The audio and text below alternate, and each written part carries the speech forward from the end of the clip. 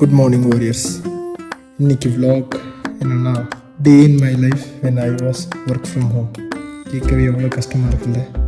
சரி, okay, morning எழுந்திரிச்சிட்டாச்சு. First போய் சன்ரைஸை பார்க்கலான்னு போய் பார்த்தா சன்னையே காணுங்க. என் வாழ்க்கையில் என்றைக்கு நான் போய் ஒர்க் ஃப்ரம் ஹோமில் சன்னை பார்க்க போகிறேன்னு தெரியலை. சரி, ஓகே, சன் தான் இல்லை. ஒரு சின்ன அட்வான்டேஜ் என்னன்னா ஜாப் போகும்போது வெயில் இருக்காது. ஸோ மார்னிங் எழுந்திரிச்சாச்சு. ஃபஸ்ட்டு வாட்டர் தான், முடிஞ்ச அளவுக்கு தண்ணி குடிக்கிறோம். அதுக்கப்புறம் கீழே போய் ஜாப் பண்ணுறோம். மார்னிங் எடுத்து டேவே ஹெல்த்தியாக ஸ்டார்ட் பண்ணுறோம். ஸோ ஆஸ் யூஷுவல் வந்தாச்சு, தண்ணி குடிச்சிட்டு ஸ்டார்ட் பண்ண வேண்டியதான்.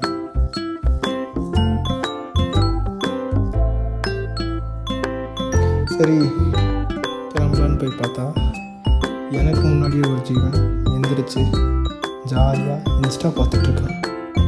மார்னிங் கார்த்திக். நெக்ஸ்ட் நம்ம கீழே போக வேண்டியதான். இதில் என்ன ஒரு ஹைலைட்னா, கீழே வந்து திறக்கணும். நான் ஒரு வாரம் முன்னாடி தான் கடித்தான். ஆனால் பாருங்கள், எதுவுமே தெரியாத மாதிரி பார்த்த உடனே பெட் பண்ணின்னு சொல்லி வந்து நிற்பான் பாருங்கள். ஒரு பக்கம் பயம், ஒரு பக்கம் என்னோடய பெட்டு. சின்ன வயசுலேருந்து வளர்த்துருக்கேன். என்ன பண்ணுறது, தாண்டி தான் வரணும். ஸோ பெட் பண்ணிவிட்டு விட்ட மாட்டானே. ரொம்ப பசங்க கடித்தாலும் என்ன தான் கடிப்போம், விளையாண்டாலும் என் கூட தான் விளையாடுவோம். ஸோ அவனை பெட் பண்ணி முடிச்சுட்டு ஜாப் பண்ண கிளம்பிட வேண்டியதான். ஸோ பேசிக்காக இங்கே நியர்பையில் ஒரு கிரவுண்ட் இருக்குது. அது அரௌண்ட் லைக் ஒரு 450 மீட்டர்ஸ் இருக்கும். ஸோ அந்த கிரவுண்டை 3 ரவுண்டு இன்றைக்கி நிற்காம போகணும். அதுதான் நம்மளோட பிளான். கிளம்பியாச்சு வீட்டை விட்டு. இங்கேருந்து கிரவுண்டும் ஒரு 600 மீட்டர் இருக்கும். அதுவும் வாக்கபிள் டிஸ்டன்ஸ் தான். சிட்டிலேயே இருந்துட்டு இந்த மாதிரி கொஞ்சம் அவுட்டரில் வந்துட்டு, இங்கே பக்கத்தில் ஃபுல்லாக கன்ஸ்ட்ரக்ஷன் போயிட்டுருக்கு. பட் அவுட்டரில் வந்தால் இதாங்க ஒரு பெனிஃபிட். பச்சை பசேர்னு ஏரியாவை பார்க்கலாம். சரி, ஓகே, அங்கேருந்து ரஷ் பண்ணி கிரவுண்டுக்கு போய் ரவுண்ட் ஸ்டார்ட் பண்ணியாச்சு. ஸ்டார்டிங் ஏதோ ஈஸியாக இருந்துச்சுங்க ஃபஸ்ட் ரவுண்டு. நான் கூட என்னடா இது 450 மீட்டர் நினையா நம்ம ஈஸியாக முடிச்சிட்டோம் அப்படின்னு தான் இருந்தேன். 3 ரவுண்டில் அடிச்சாச்சு. பட் இருந்தாலும் மனசுக்குள்ளே ஏதோ பெருசாக சாதித்த ஒரு ஃபீல். ஏன்னா 5th 6th படிக்கும்போது ஸ்கூலுக்கு லேட்டாக வந்துட்டோம்னா ஒரு 3 ரவுண்ட் 4 ரவுண்ட் நம்ம ஸ்கூலில் ஓட போனோம். நம்ம 2வது ரவுண்டுக்கே நாக்கு தள்ளிடும். அதுக்கும் இந்த ஸ்கூலுக்கு 400 மீட்டர் தாங்க. இது 450 மீட்டர் 3 ரவுண்ட் நிற்காமல் ஓடிக்கும். எனக்கு ஒரே சந்தோஷம்.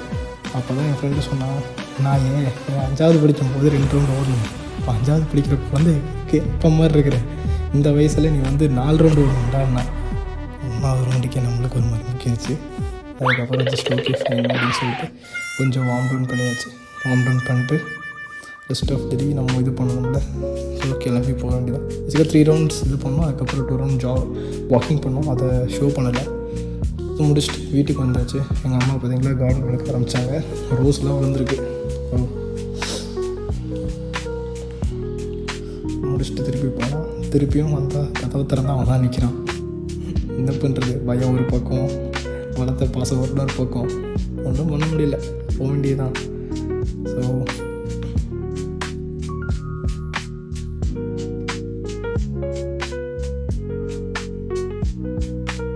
ஸோ உள்ளே போன உடனே முதல்ல நான் கேட்குறது, அம்மா ப்ரோட்டீன் ஷேக் ஆல்ரெடி அடிச்சு வச்சுட்டாங்க. ஸோ மார்னிங் டே ஸ்டார்டிங்கே ப்ரோட்டீனோட ஸ்டார்ட் பண்ணுறோம். எல்லாம் பார்க்க ஹெல்த்தியாக தான் இருக்குது. எண்ட் ஆஃப் த டே வரைக்கும் ஹெல்த்தியாக போகுமான்னு தெரிலையே. சரி, முடிச்சுட்டு உட்காந்து நம்ம ஆஸ் யூஷுவல் சாங்ஸ் எல்லாம் கேட்க ஆரம்பிச்சாச்சு. இது நான் போட கிடையாது, இதெல்லாம் கார்த்திக் பார்த்த வேலை. எங்கள் அப்பா கேட்குறதெல்லாம் பழைய சாங், அவன் புது சாங் போட்டு விட்டான். ஃபுட்டு கொண்டாந்து வச்சுட்டாங்க. மார்னிங்கே ராகி போட்டு என் தலைவன் விஜய் சிந்து விலாக் நல்ல ஒரு ஸ்டார்டிங் ஆரம்பிச்சுட்டு பழையபடி ஒர்க்குக்கு போனால் இன்றைக்கி எத்தனை நாள் நேரம் ஆச்சு அடிக்க போகிறாங்களோ, இன்றைக்கி மீட்டிங்கில் என்ன செய்ய போகிறாங்களோ.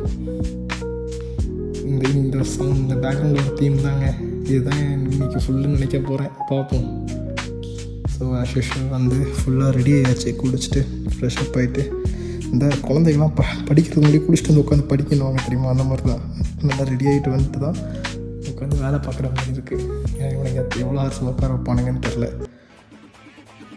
சொன்ன மாதிரி உட்கார வச்சுட்டானுங்க. 9 மணி நேரத்துக்கு மேலே உட்கார வச்சுட்டானுங்க. கண்ணெல்லாம் சுற்றுது. ஜிம்மு மட்டும்தான் மென்டல் பீஸ். கிளம்பி போனால் இந்த லைட்டு கலர் கலராக இது காரணம் எங்கள் அப்பா தான். கிட்டத்தட்ட வீடு ஃபுல்லாக லைட்லேயே வச்சுருக்காரு. கிளம்பி போக முடியாது ஜிம்முக்கு. பார்த்தேன்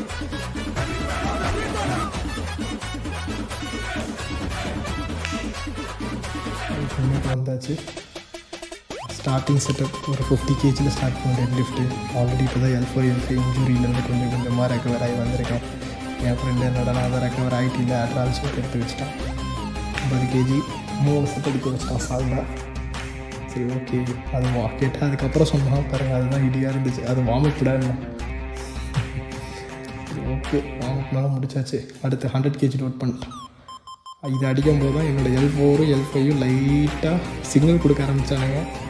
ஆல்ரெடி நான் டேமேஜ் ஆகிருக்கேன். இனி டேமேஜ் பண்ணால் அவங்கள என்னால் பின் நடக்கக்கூட முடியாதுன்ட்டு நான் கொஞ்சம் கஷ்டப்பட்டு அடிச்சுட்ருக்கேன். பக்கத்தில் கேட்பா வேறு அப்பா பரவாயில்ல பையன் 100 கிலோலாம் தூக்குறான்னு பார்க்குறாங்க. வெளியே எனக்கு தானே தெரியும். எடுத்து முடிச்சதுக்கப்புறம் வந்தாச்சுங்க. நெக்ஸ்ட்டு வந்து புல் ஓவர். நானும் என்னடா வெயிட்டு பார்க்க ரொம்ப சின்னதாக இருக்குது, எடுத்து அழகாக அடிச்சிடலான்னு பார்த்தா இதுவும் கிட்டத்தட்ட பார்த்தீங்கன்னா 10 kg இது ட்ரா 20 kg, இதுவும் கிட்டத்தட்ட 40 kgங்க. இதுவும் எடுத்து அடிக்க வச்சிட்டான். இது அடிக்கும்போது பரவாயில்ல L4 ஃபேக் ப்ராப்ளம் இல்லை. ஸோ இதை அடிச்சு முடிச்சுட்டு சரி ஓகே 40 kg முடிச்சுன்னு சந்தோஷப்பட்டா. அடுத்து போட்டால் பாருங்க சாம்பார் எனக்கு ஆப்பு 50 kg எடுத்து ஆட்டம் விட்டான். ஆனால் அடிக்கிறேன் தம் பத்தலை. இது இருக்கிறேன் ஒரு வழியாக கஷ்டப்பட்டு இந்த ஒர்க் அவுட்டையும் சக்ஸஸ்ஃபுல்லாக முடிச்சாச்சு. இதுக்கப்புறம் 2 ஒர்க் அவுட் போச்சுங்க. அந்த 2 ஒர்க் அவுட் நான் வீடியோ எடுக்க மறந்துட்டேன். நான் வச்சுட்டு திருப்பி வரும்போது தான் கூட வந்தால் நெக்ஸ்ட்டு இன்றைக்கி வந்து என்னோடய ப்ரொடியூசரோட பர்த்டே. அதை நல்ல வேலை நான் மறந்துருப்பேன். இது ஒரு வழியாக ஞாபகம் வந்துருச்சு.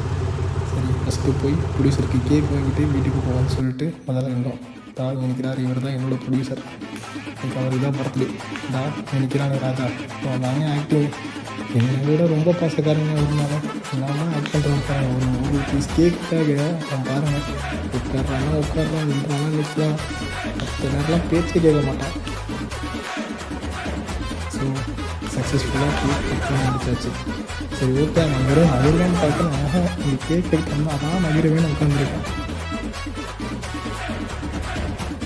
கிளம்பிட்டாங்க வாய்ப்பு இல்லை, கண்டிப்பாக வருவாங்க தான் வந்துட்டாங்க. கேக்கு தரீங்களா இல்லையா நானே வாங்கிட்டு வாங்கிட்டுருக்கேன். அப்பா எடுத்து கொடுத்துட்டு நாங்கள் கட் பண்ணி கொடுத்துருவேன். Hello folks the end of the day நாள் முடிஞ்சு. So every packs